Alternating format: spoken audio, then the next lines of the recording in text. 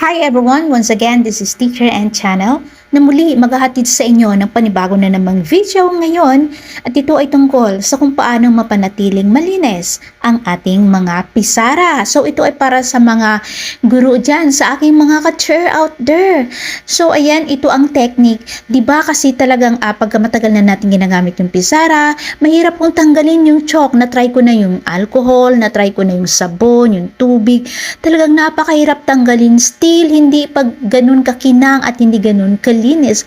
So, ito pala ang technique mga ka-chair. So, ano ang ating gagamitin? So, ito ibabahagi ko sa inyo. So, ayun mga ka-chair, kung makikita niyo ang pisara, hindi ganun kalinis, ano? So, ayan, paano natin ito papanatiling parang bago lang palagi at parang magic kakinang? Kailangan natin ng isang bote ng Coca-Cola at trapo, syempre.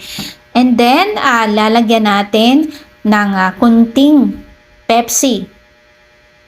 Yan, o Coke, ang trapo. And then, sisimulan nating ipahid sa pisara. Left and right, up and down. So, ikaw ho ang bahala. Presto! Ayan mga kaibigan, sobrang linis. Parang magic. So, ayun, yan lang pala ang technique mga ka-chair. Isang trapo and, syempre, isang bote ng soft drinks. Presto, napakaganda ng inyong pisara. Parang bago lang. Okay, bye everyone! See you again on my next video.